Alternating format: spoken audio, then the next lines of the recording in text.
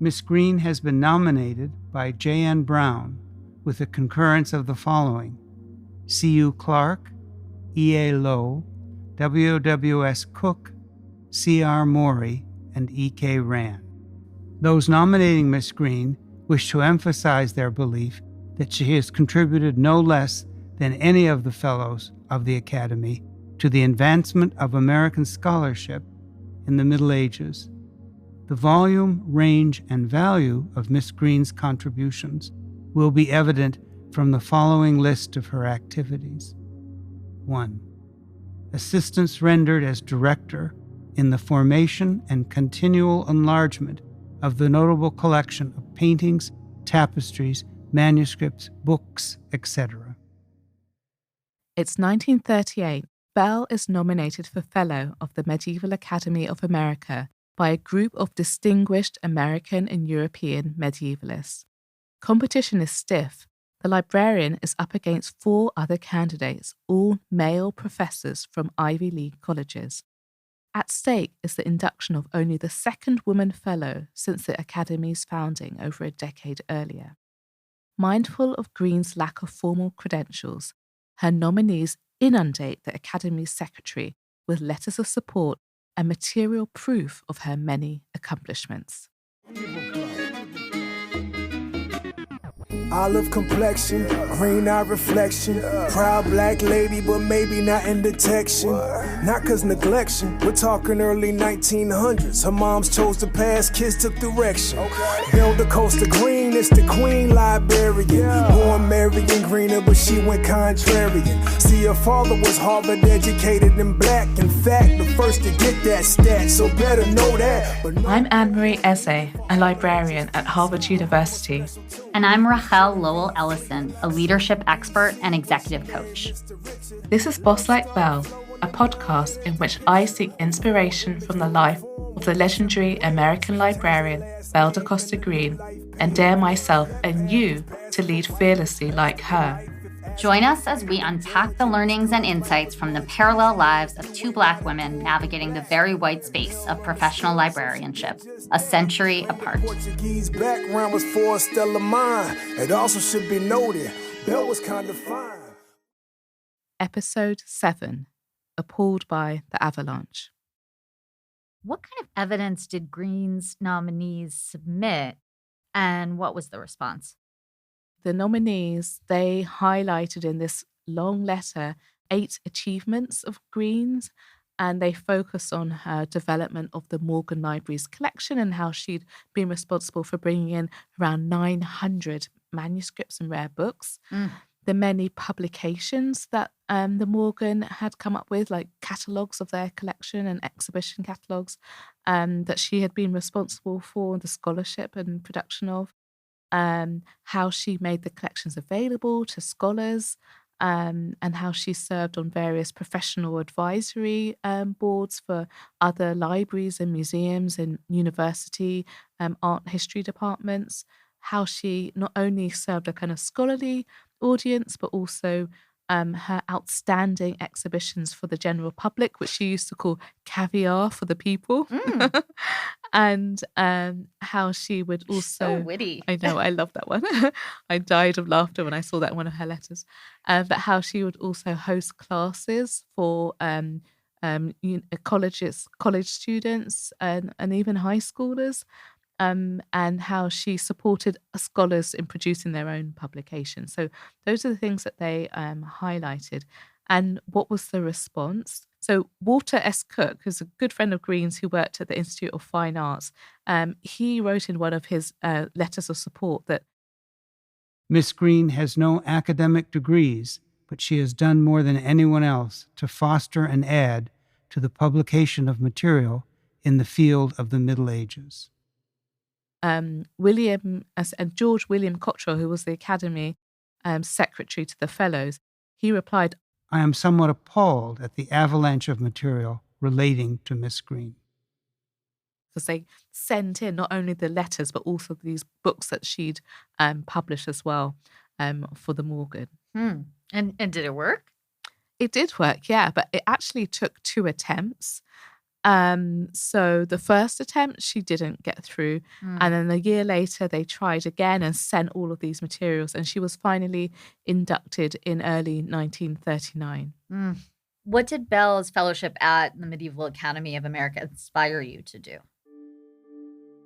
So really, it inspired me to finally, after almost 2 decades, embrace my identity as a medievalist and join both the Medieval Academy of America and an organisation called the Medievalists of Color.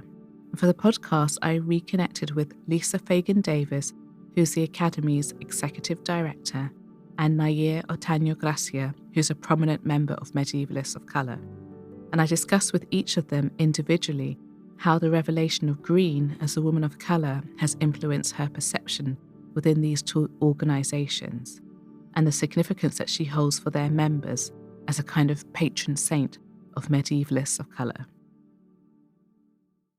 So my name is Dr. Lisa Fagin Davis, and I am the Executive Director of the Medieval Academy of America.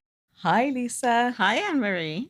Welcome to Boss Like Belle. Thank you. Thank you for having me. Thank you for having me, because where are we right now? We are in the office of the Medieval Academy of America in downtown Boston. Yes, we are, and I can hear the traffic outside the window as well. That's Beacon Street for you. Can you tell me what the Medieval Academy of America is for people who aren't familiar with it? We are a nonprofit, a learned society incorporated here in Massachusetts, and we support the work of people who study the Middle Ages. So we publish books, we have a journal, we have a conference, and we give out more than $100,000 a year in grant support to our members, who currently number about 3,500 worldwide. Oh, that many. Okay, so it's an international membership as well. That's incredible. Who was your predecessor in Belle's own time? So Belle was elected a fellow of the Medieval Academy in 1939. And when she was elected, the executive director, who at that time was known as the executive secretary, was a man named George William Cottrell Jr. So Lisa, another thing I would love to hear more about is what Belle da Costa Green's relationship was to the Medieval Academy of America. What did it mean to be a fellow back then in the 30s? So a fellow of the Medieval Academy of America, it's an honorific. Fellows are elected by other fellows. Back in Belle's day, the fellows were essentially the board of directors of the organization. Okay. So they would have been involved in making decisions about hiring or making decisions about funding and the budget and things like that. And she was elected quite late. It was 1939, and the Medieval Academy was founded in 1925. Yeah. So it took quite some time before she was nominated and elected. You know, looking back on it, it seems so obvious to us that as she was one of the premier medievalists in the country, that she should have been a fellow long before that.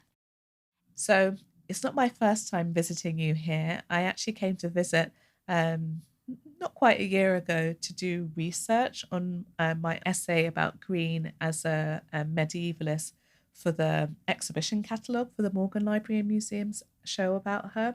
And you were incredibly helpful. You let me access your archive, which I understand hasn't been consulted by many scholars. Is that right? And so that's true. And it's an amazing resource. Well, I remember when I came to visit, the dossier for her nomination as fellow, and tail end of 1938. And it was a goldmine. There was so much information in there that really helped me understand how she was esteemed in the field. And also helped me better understand why it did take so long for her to be nominated. Because one of the things that comes across is that, she was a librarian and most of the fellows were actually academics, right? So they were really campaigning for her. Yeah. And that's still difficult for scholars who work outside of a traditional academic environment to be elected by their peers to become a fellow of the Medieval Academy. That's really something that's very important, because there are so many great scholars, such as yourself, who are working in the library world and the museum world, who are making extraordinary contributions and who deserve that recognition from their peers. It's been a kind of long-running joke between you and I that it wasn't until a year ago that I actually became a member of the Medieval Academy. And I think one of the reasons is because I felt like I didn't quite belong, because I'm not an academic. You know, I'm a scholarly librarian, I would say. And so it's funny because some of that is reflected in the material around her nominations. So, as you know, Heidi Ardezone's incredible biography of Belle came out in 2007. And that's when it was revealed that she was passing, and also a lot of biographical information on her. Well, there was one article on the Morgans written by Jean Strauss in 1999, and she first said that she was passing and Theodore Greener's daughter. But Heidi Ardezone's biography that really kind of like puts flesh on the bones of like who she actually was and her family story. What has this discovery meant to the Medieval Academy, since more and more of its members, and obviously yourself, have become familiar with her history, her true history? Well, we've been trying, certainly since I was seated in this job in 2013, one of the really important things that we've been trying to do is make this organization a more welcoming place for people of color who have traditionally really been denied space at the table at an organization like this. And so part of that is looking honestly at our history, who we are, who we honor, who we fund, and think about ways that we can be more capacious and more inclusive of our colleagues of color. And Belle has really become a symbol of that, which is kind of ironic, of course, because at the time she wasn't talking about her heritage. She wasn't a self-identified person of color. Yeah. And, but she has been an important part of making space for people of color in this organization as sort of a standard bearer, I would say. Yeah, I've started talking about her in terms of being like a patron saint of medievalists of color. Yes. Could you tell me about the Belle de Costa Green Award that the Medieval Academy of America gives out, and like how it came into being, who it's for? So back in 2017, we had formed a relationship with a separate organization called the Fellowship of Medievalists of Color, which was established as a supportive space for people of color in this field, which this field can be extremely unwelcoming, to put it mildly, to people of color. And so the Fellowship of Medievalists of Color was formed, and we received a proposal from them through our liaison. We had a formal liaison that was Nahir Otaño Gracia. And Nahir sent us 2 proposals that had been put together by the fellowship for us to consider. One of them had to do with establishing an inclusivity and diversity committee, which was a no-brainer. We did that without any discussion. It was, unanimous. And then the second was to create a grant specifically for a person of color. So it didn't have to do with the subject. It had to do with the scholar. Yeah. And there was some pushback about essentially almost an affirmative action prize. Yeah. In part trying to make up for lost time. Yeah. That we had spent so much time closing doors to people of color that we needed to explicitly open a door and say, here's some funding. We really are interested in you and your work. Yeah.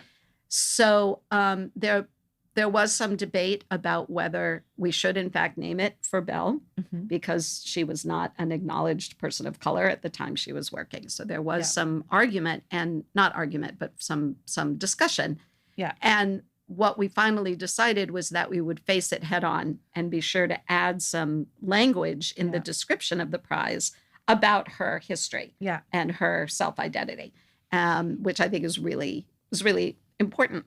And at the same time, we also established a prize that had to do with, that would support work that had to do with the diversity of scholarship in the Middle Ages. Yeah. So not necessarily for a scholar of color, Mm-hmm. but for critical race studies. Of course, it wasn't called that all the way back in 2017, but that's essentially what it is. It's a prize to support critical race studies in medieval studies. So we have these two parallel tracks. Yeah. And by 2018, we had raised money to support this, to endow the Belle de Costa Green Award. Yeah. We had a big fundraising campaign, and we raised $25,000 quite easily. Wow. To support it. And we've given it out ever since, every year. And how is it going? Because it's still in its infancy, right? It is. And we do now get more and more applicants each year. There are much more people of color at our conference than there used to be. Oh, interesting. That's very clear. And I feel really, really good about that. So you think that the award has contributed to that? It's made a tangible difference? Yes, already? it's not the only thing, but it definitely, I think, made people feel seen, which is what you need. You want to feel like there's space for you in the room. As you know, I didn't become a member of the Medieval Academy until about 2023. Even though, broke my heart. I know. You were really sweet because you would ask me about it when we first knew each other, and then you kind of stopped asking as the years kept going by. A lot of your scholarship is in Renaissance studies anyway, right? So I've never strongly identified as the medievalist. For me, a big turning point, though, was the award because of this project that I've been working on to model myself on aspects of her career. And I thought, well, you know, if she was a fellow there, then I'm going to take a chance and I'm going to become a member and I'm going to get involved. And I'm so glad you did. I can affirm your hunch about That's why great. Your membership is becoming more diverse, because it's because of her that I finally joined. Mind you, it was kind of a low bar, right? You know. I mean, now there's 5 people of color in the room. We have a long way to go. Yeah, no. But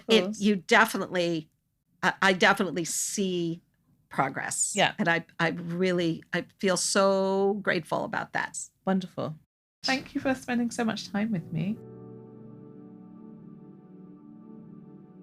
As we just heard from my conversation with Lisa, the Medievalists of Color have been instrumental in the development of Belle as a patron saint of diversity in medieval studies.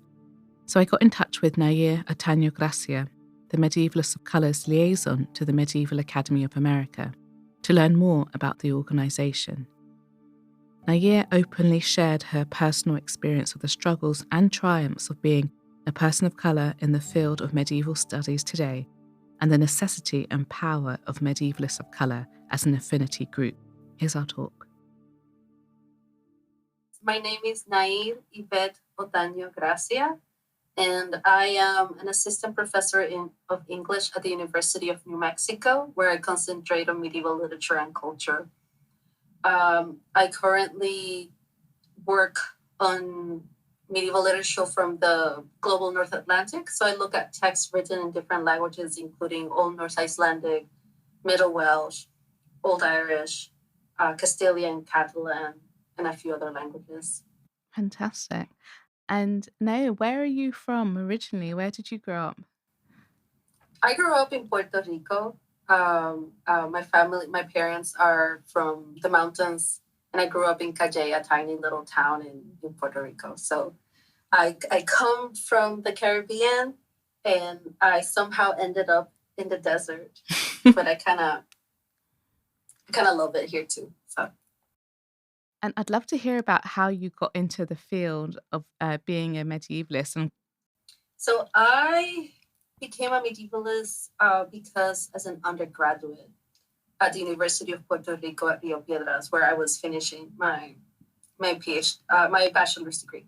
So I knew I wanted a PhD, and I was thinking more along the lines of Caribbean studies. And one semester, I ended up having to take a class on Puerto Rican literature, a class on sort of medieval studies, and a class on Arthurian literature, all in different departments. And these courses, they really resonated with me.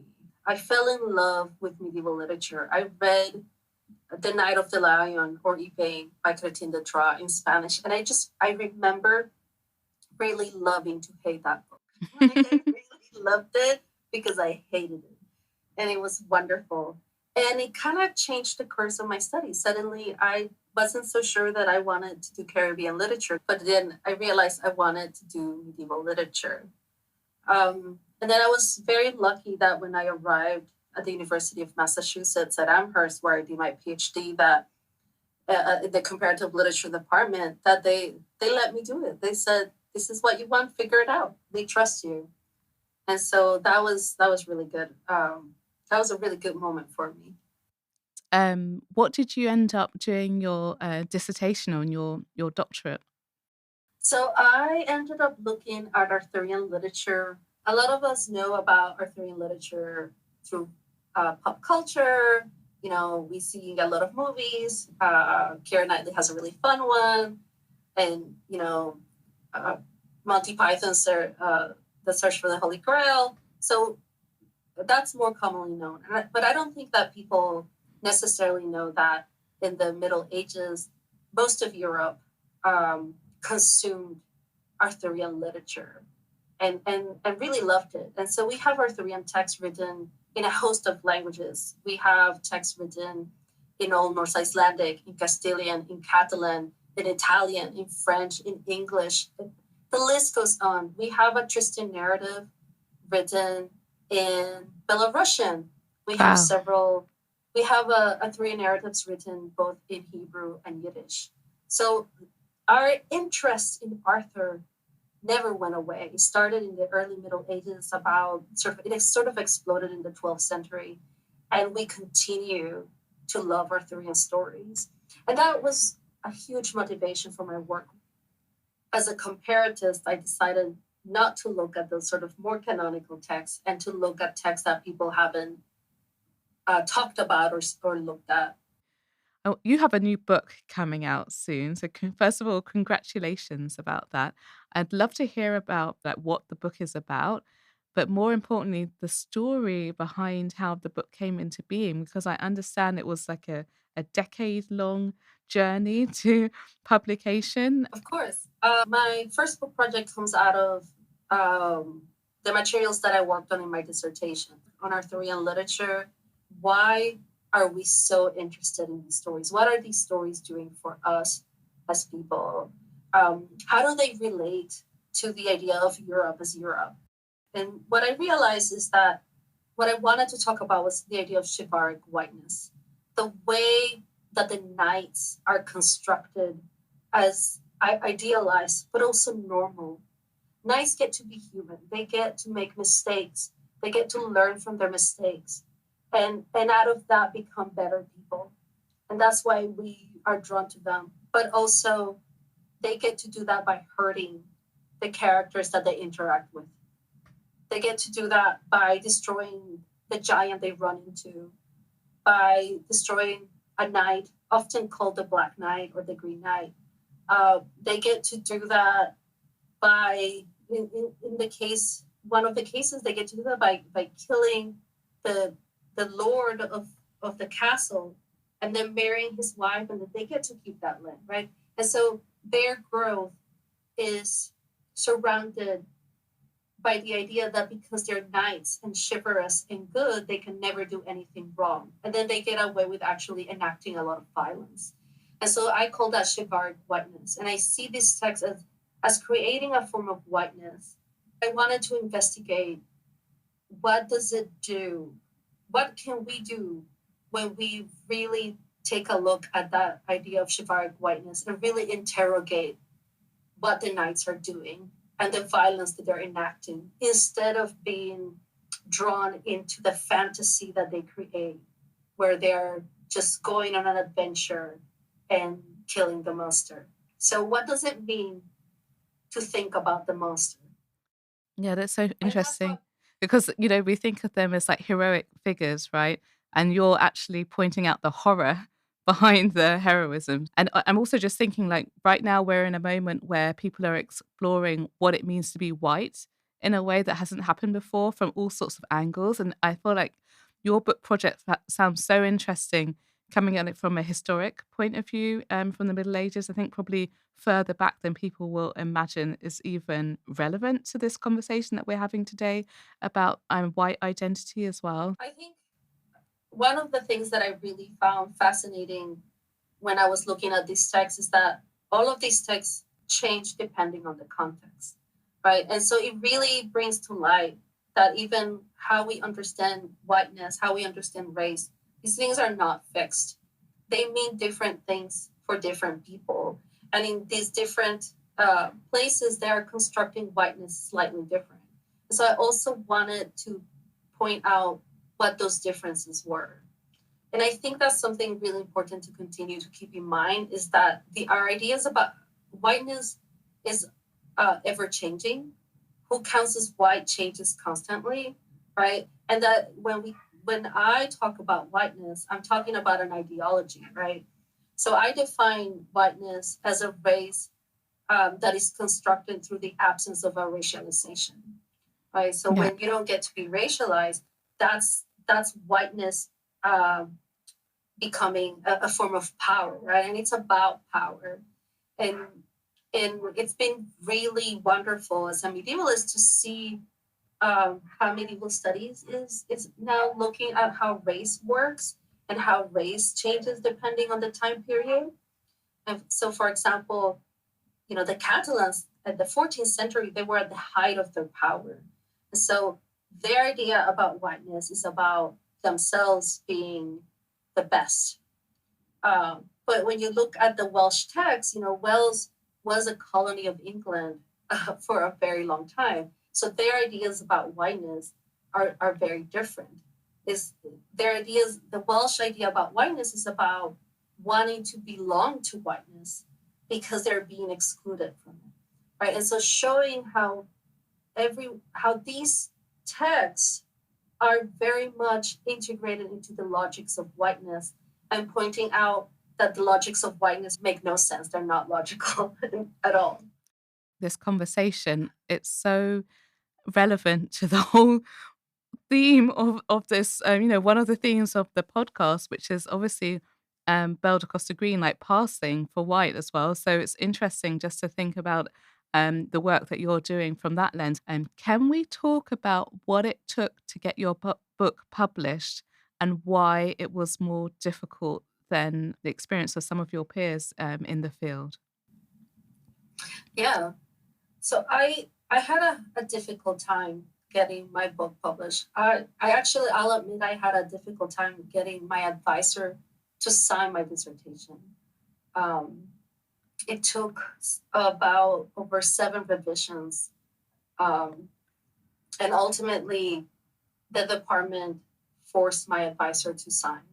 So from the very beginning, there was this push against my work by medievalists.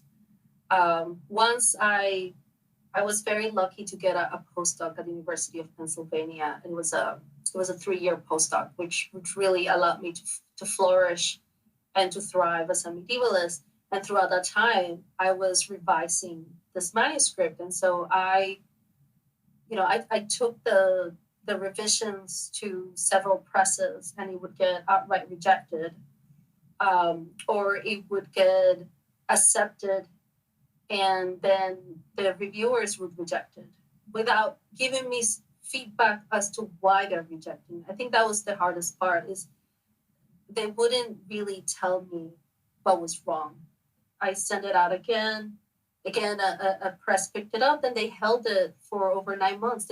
They said they couldn't find reviewers because of the different languages that I was working on.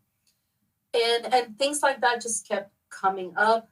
At the end, it got picked up again. They sent it to reviewers. The reviewers, again, were difficult. By this time,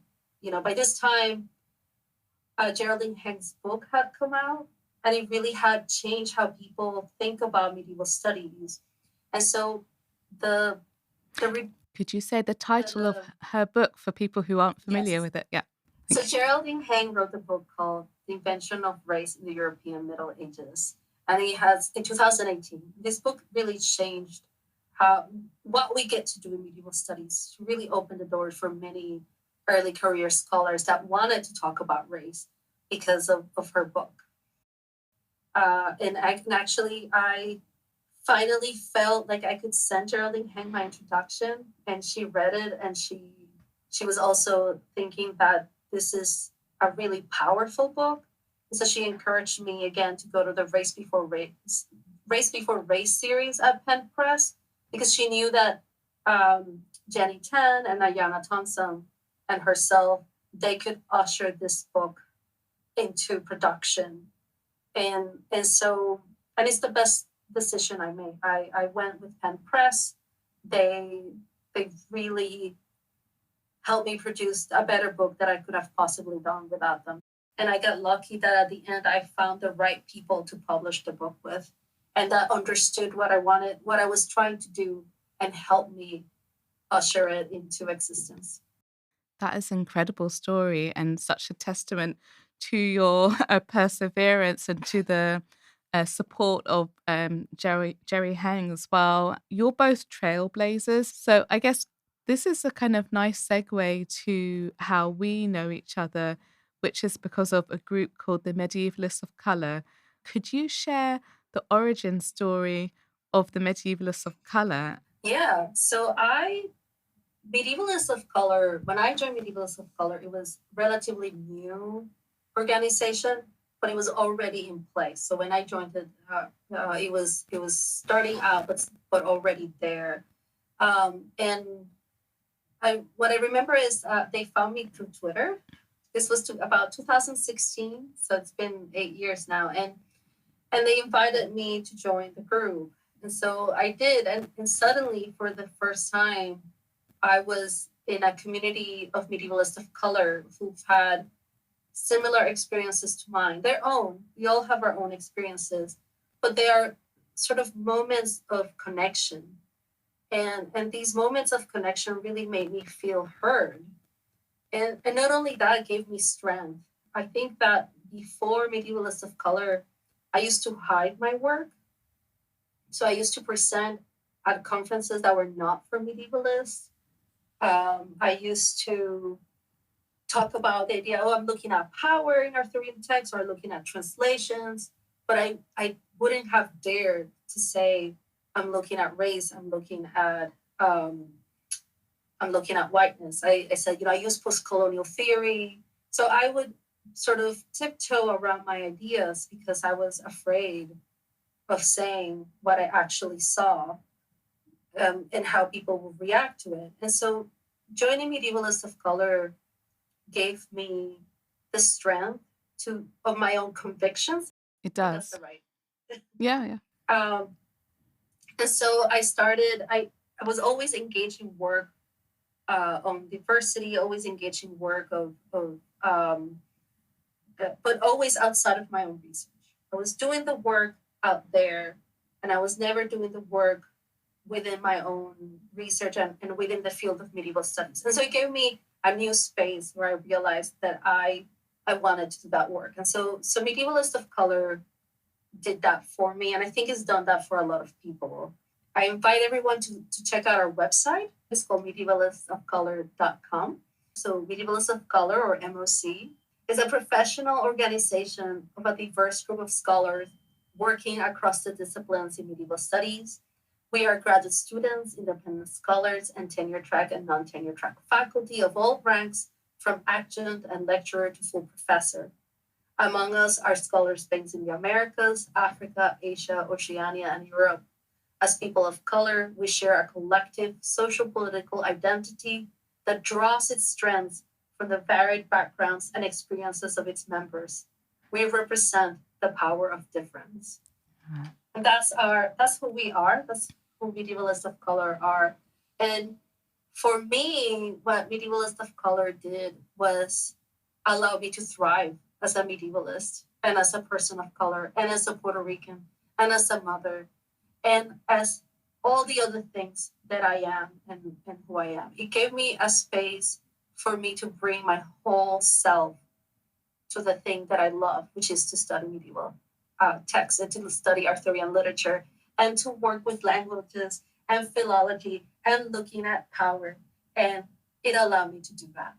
And like I said, in our, if you go to the webpage, we have a section on what does being a medievalist of color mean to you, and we have different, people say different things there, and you can sort of read some of them. Someone said being a medievalist of color also means you have life experiences so different from the mainstream that you're enabled to see the past and the world differently and bring perspectives that are jarring, productive, and transformative for your fields and your disciplines. And I think right there, that's to me what medievalist of color does. It allows people that don't often feel seen in the field of medieval studies to have strength together. Yeah, that's beautiful. And I remember coming across the website and reading those, and a lot of them really resonated with me, and some of them even gave me words for feelings that I hadn't really fully articulated for myself as well. So I found that extremely comforting. And what is the relationship or the relation between the Medievalists of Color and the Medieval Academy of America? And I ask that because when you and I first got to know each other, it's because I was curious to know what role the Medievalists of Color had played in the Medieval Academy's Belle de Costa Green award. And then I learned so much more from you about that period. Can you talk a little bit about that? Yeah. So currently, the Medievalist of Color organization doesn't have a relationship with the Medieval Academy of America. We are currently boycotting the organization, and you can go to our webpage on our statements to know more about that. But a few years ago, when the Belle de Costa Green Award came into being, it happened. There was I think the Leeds conference that year was, I believe, on otherness. And it became sort of a big deal because one of the speakers, he made really insensitive and I would say downright racist comments. And so there was pushback against that. And the backlash, for those comments was, I don't think medieval studies had ever seen anything like that. They had not seen people be so adamant that this is not acceptable behavior before that. The Leeds conference Nahir mentioned refers to the 2017 International Medieval Congress at the University of Leeds, which focused on the theme of otherness. Controversy arose due to panels composed mostly of white male speakers and a moderator's troubling joke that trivialized the lack of diversity. The moderator quipped that if audience members thought he was just another old white man, they should wait until after his holiday at the beach, effectively downplaying the importance of race in the Congress's discussion. Scholars of colour loudly criticised the moderator and the conference for ignoring their contributions and highlighted the persistent Eurocentrism and male dominance in medieval studies. The incident underscored their courage to challenge these stereotypes, especially at a time when the medieval era was being increasingly co-opted by white supremacist rhetoric. Back to Nahir. And at that time, I had offered to do a panel for the Medieval Academy of America on diversity and medieval studies. And Lisa Fagin Davis, who is the executive director of the Medieval Academy of America, she approached me about that panel and to sort of expand it. And so I knew at that moment that for me, she came to me because she didn't want what happened at Leeds and the Leeds conference to happen to the Medieval Academy of America. So I felt that it was about self-preservation in some ways, but I also took this as an opportunity and I ran with it. So Medievalists of Color, I sort of became the liaison between Medievalists of Color and the Medieval Academy of America. We gave them a few ideas about things we thought the Medieval Academy of America could do. And I, for example, I talked to Lisa about those ideas, and she told me how to get those ideas going. So I wrote the proposals to create the diversity committee. and the Diversity Prize Committee, and I wrote the proposal to start the Belle Costa Green Award. With those materials, they went through the MAA's process. It got established, and the Medievalists of Color also helped the Medieval Academy of America gather funds to run to have the funds to create the Belle da Costa Green Award as a sort of yearly grant. So I would say that that MOC, Medievalist of Color, was integral in the creation of the Belle da Costa Green Award that the MAA runs. And can you say what the purpose of the award is? Yes.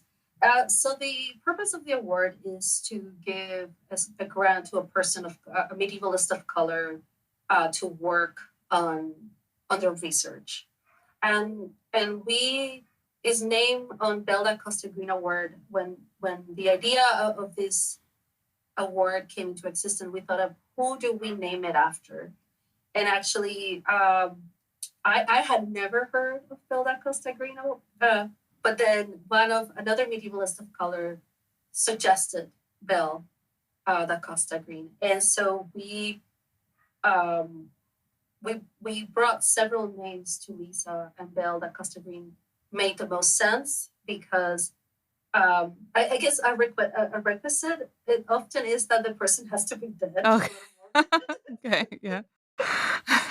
But also she was a fellow. She was one of the first women to be a fellow. And what people didn't know at the time is that she was also the first woman of color, the first Black woman to be a fellow, the first white passing woman to be a fellow. So all those things made her in some ways sort of the perfect candidate. And actually, I learned this from you, Anne-Marie, that once this award came out, other institutions also created awards named after Belle da Costa Green. Yeah, so many. I didn't know that until you said it. So it was really powerful for me to hear that making this decision had an impact beyond what we had tried to do, right? And so I'm really thankful that you let me know that. Thank you so much for sharing that history. And when the idea for Belle da Costa Green Award, came about through the advocacy of yourself on behalf of the Medievalists of Color, it wasn't universally received positively. Can you say a little bit about that? No, it's not so much that it wasn't received positively, but that there were ways in which some medievalists of color had concerns about an award named after Belle da Costa Green, because as a white passing woman, there was discussions about whether she chose to pass or whether she decided to pass. Like, what does it mean to be white passing? And so different scholars had different reactions to that. Do we feel that somebody who hid her identity could represent us? And so that was I think a part of the conversation that we had to have, and a reason why we were very careful about the language that describes the award. We actually chose that language very carefully so that we both were doing justice to Belle, because we all agree that she is a force and an amazing human, and we wanted to honor that, but also to be honest about our own, what it means to deal with a legacy of hiding who you are. Yeah. Which many felt that was difficult, because as medievalists of color, we are often asked to not be our complete full selves. And that's something that we as part of medievalists of color want to fight with and fight against. So I think that what we sort of decided about this is that, it speaks to the humanity of Belle da Costa Green. This is a human being that lived in a time period that made decisions that were best for her. And so part of being in community with each other is to accept each other for who we are, and as that we're not always going to agree with everything that we all do.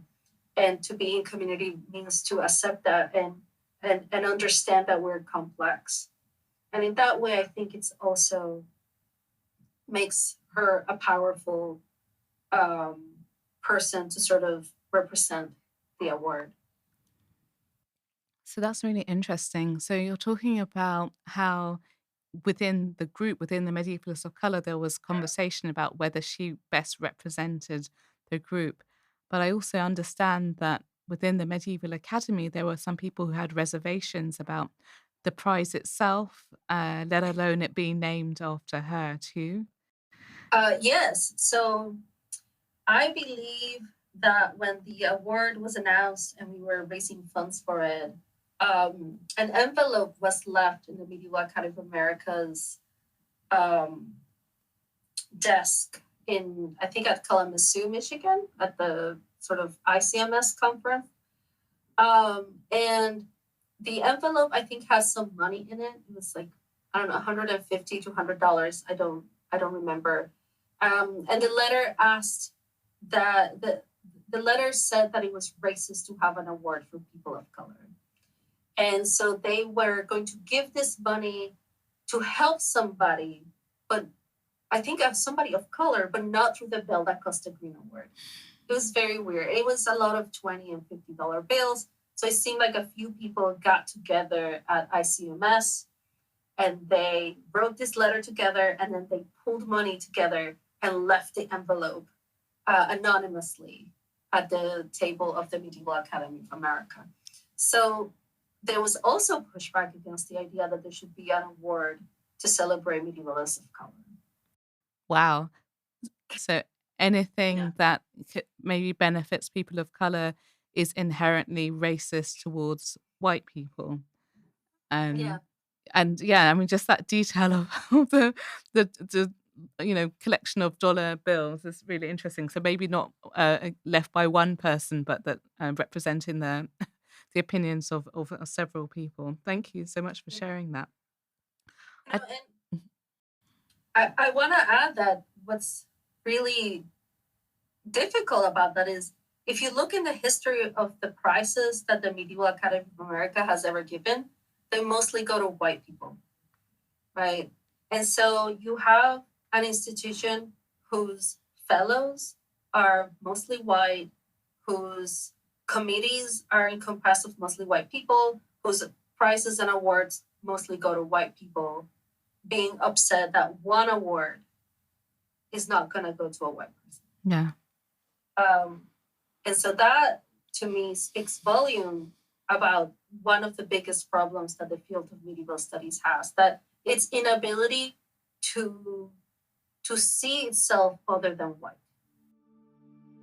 As my conversation with Nahir unfolded, it became evident that the relationship between the Medieval Academy of America and the Medievalists of Color is complex, marked by both collaboration and tension. Both Nahir and Lisa highlighted how the Medievalists of Color were pivotal in advocating for the Belle da Costa Green Award, a grant aimed at supporting scholars of color in medieval studies. Their efforts reflect a broader push within medieval studies to address historical Eurocentrism and lack of diversity, though the process has revealed underlying resistance within the field, evidenced by past criticisms of the award's existence and the ongoing necessity for spaces like the Medievalists of Color.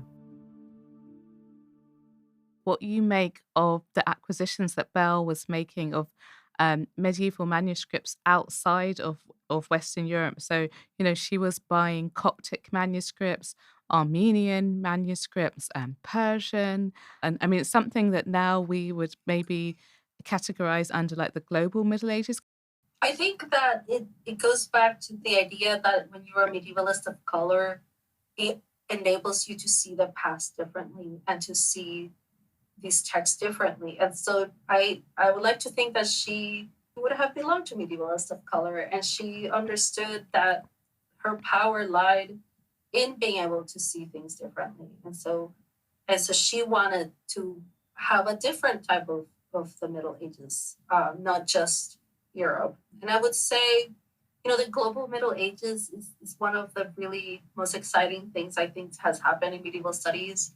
I think both critical race studies and global Middle Ages, both coming into conversation with medieval studies, have been really important. So the way I like to think about the global Middle Ages is that it forces us to realize how provincial Europe was in the Middle Ages, that actually what was the world at that time, Europe was part of that world, right? But they weren't the center of that world.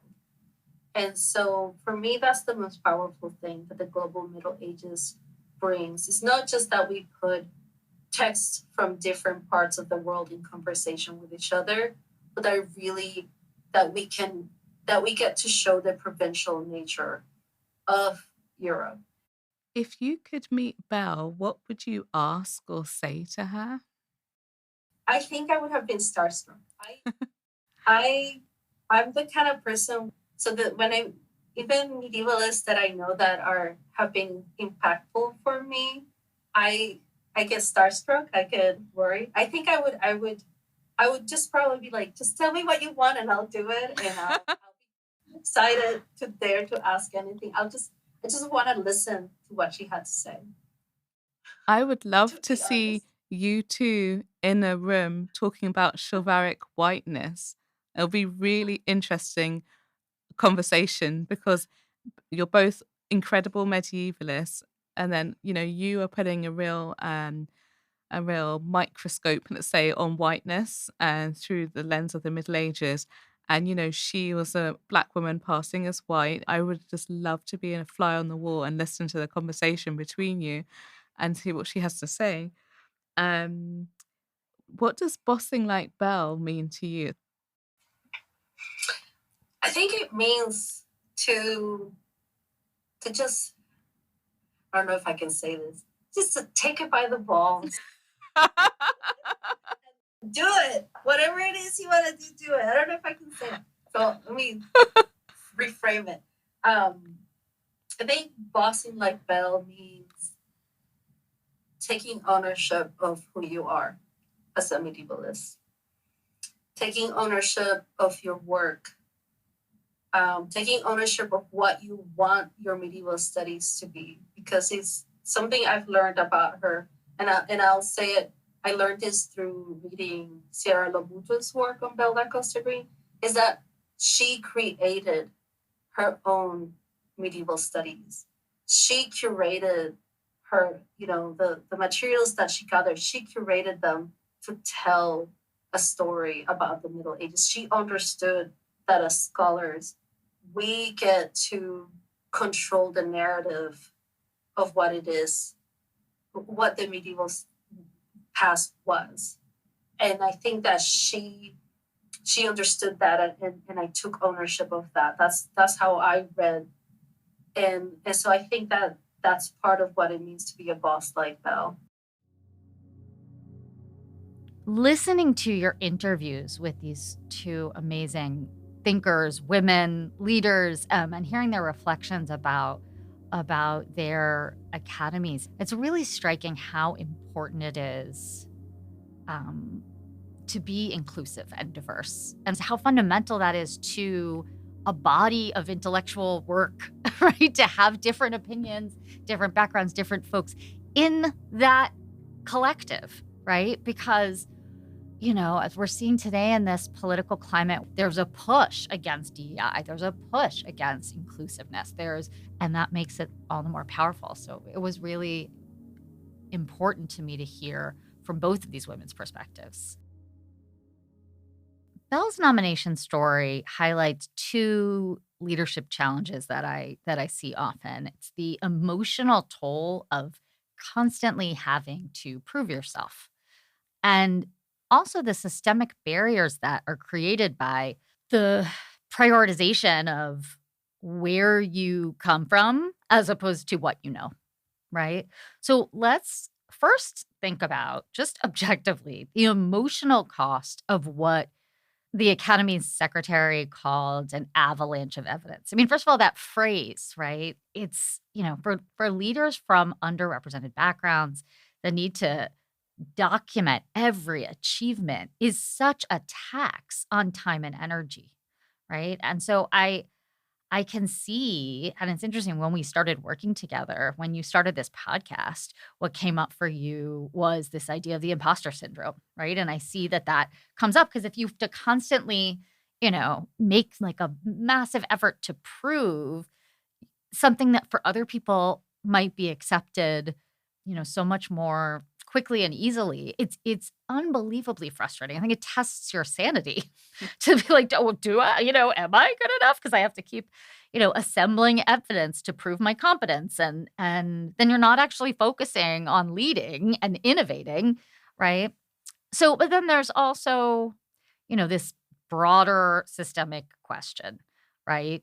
There's a focus in the HR community and the leadership community around skills orientation in organizations. So more and more as our workplace changes, we now are learning slowly in the workplace to prioritize those skills and capabilities over background. We're sitting here on Harvard's campus.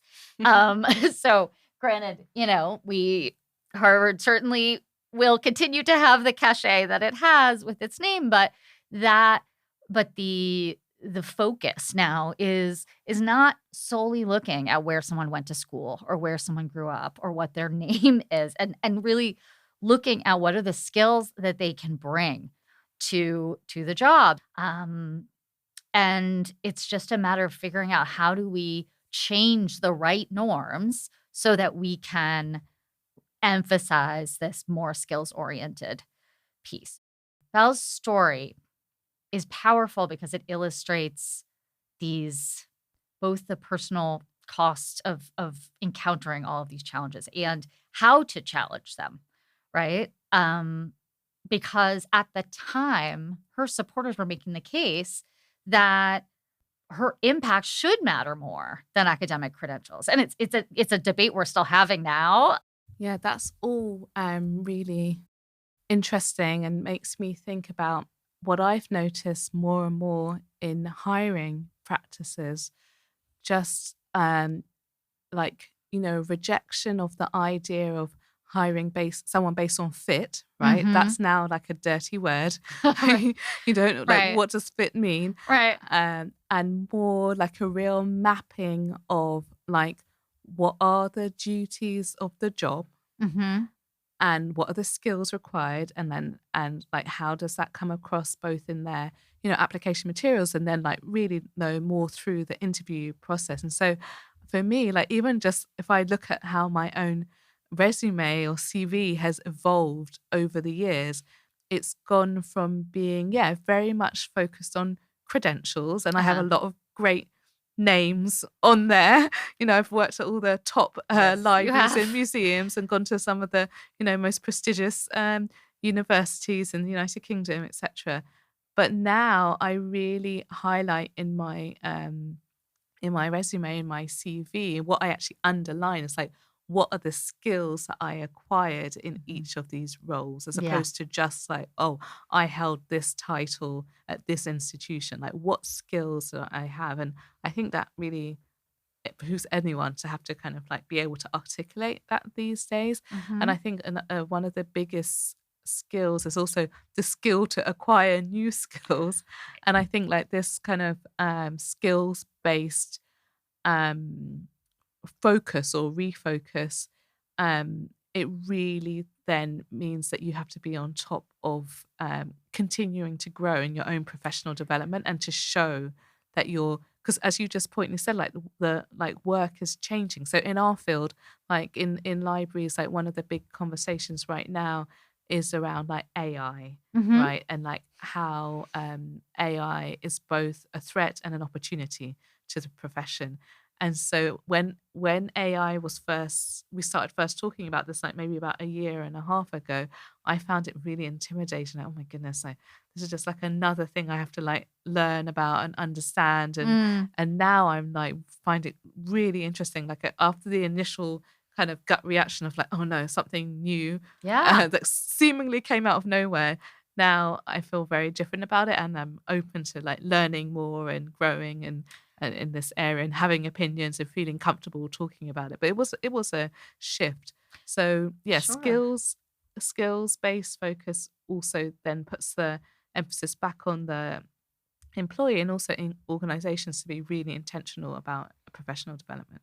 Yeah. No, I think that those are fantastic points. I just heard the echoes of the Avalanche come up again, right? One of the things that I encourage clients to do is like micro learning, right? So one of the things that's happening around skill building is not looking at management training as its own skill set, right?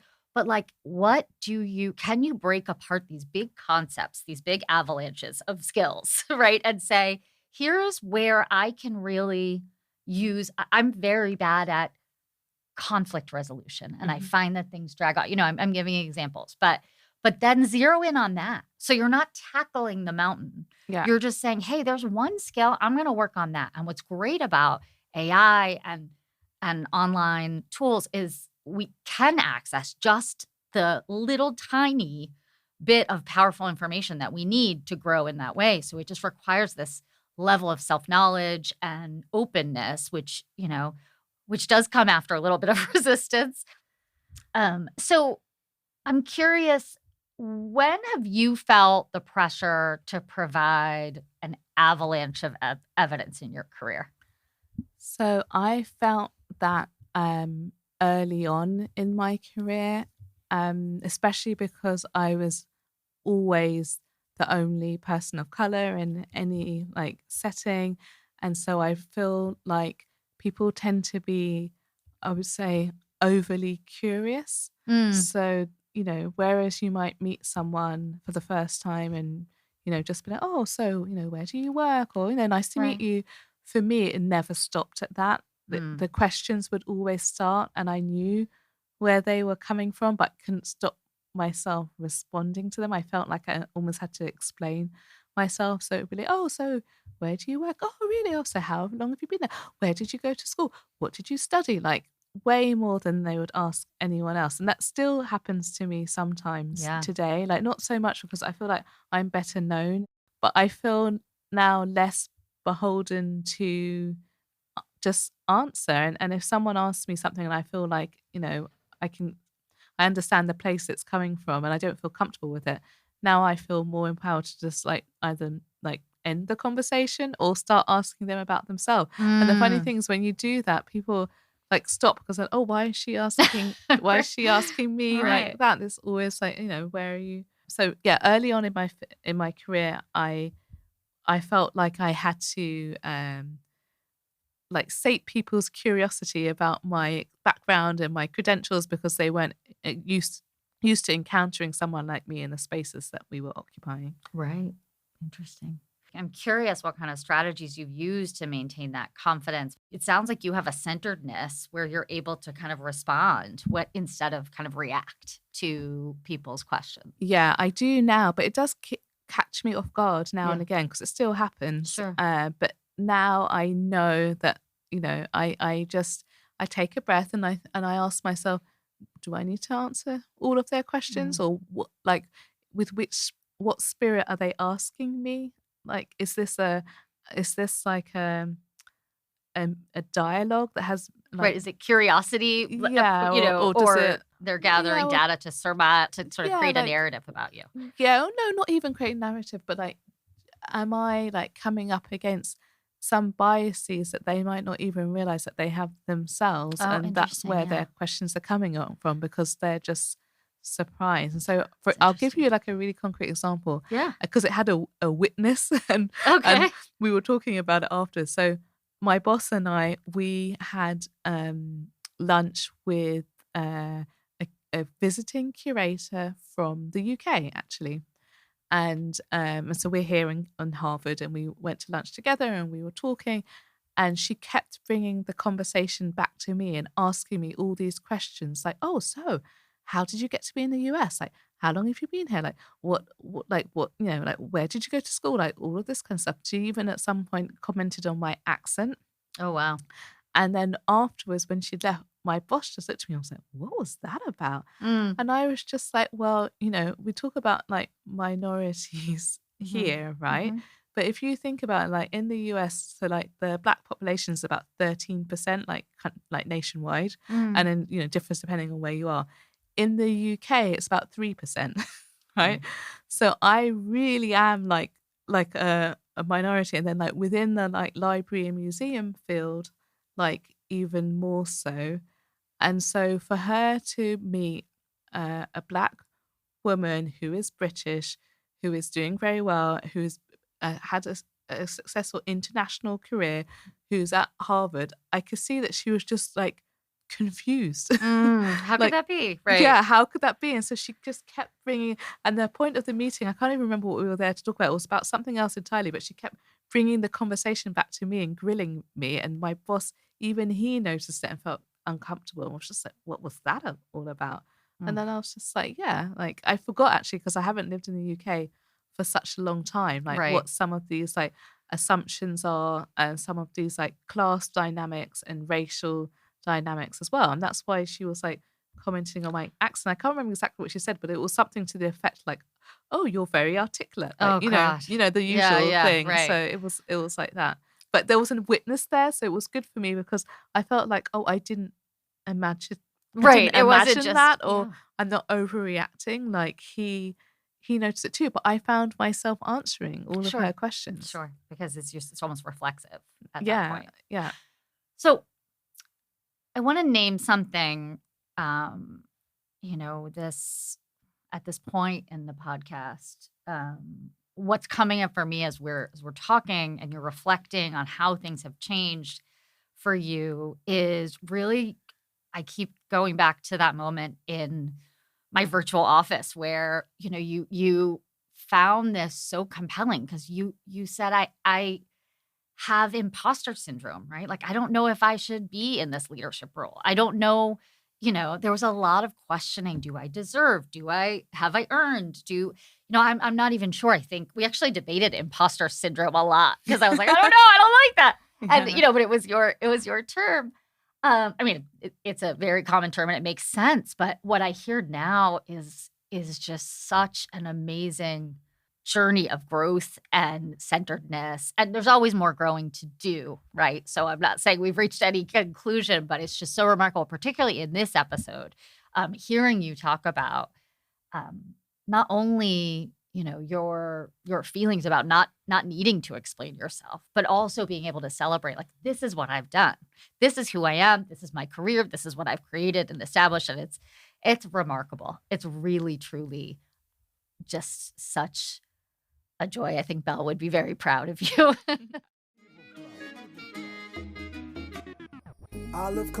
Hi, it's Anne-Marie, and I have thrilling news to share.